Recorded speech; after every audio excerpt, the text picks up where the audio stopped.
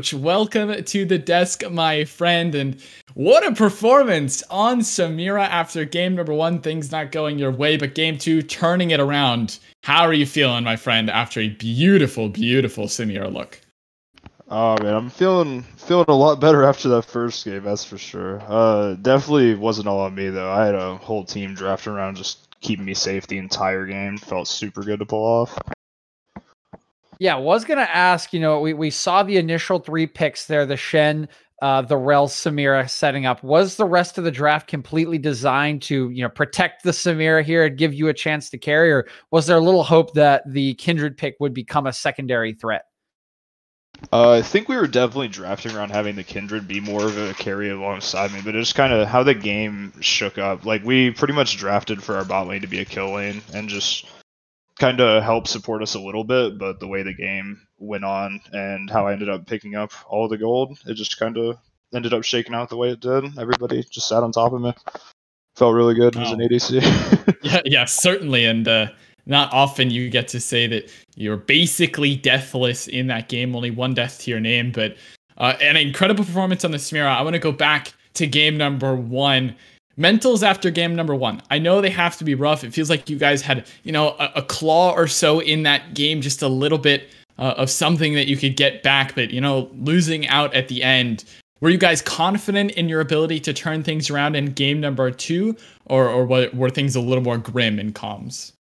Oh, it actually wasn't really bad at all. We actually felt like we were ahead. We looked back on it. We actually weren't ahead at any point during the first game, but we definitely felt like we had a fighting chance.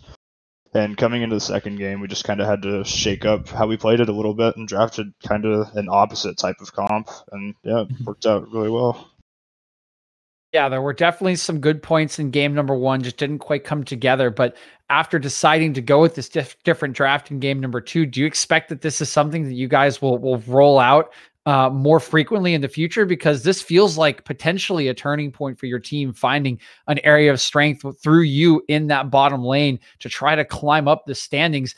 Is this a kind of draft that you guys can focus on to really kickstart this campaign?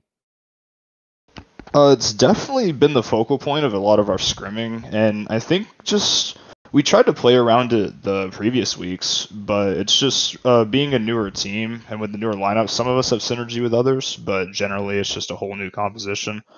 But we've been having some really, really good practice lately, and just making like leaps and strides above where we were even just a week prior, and I think it's really showing already.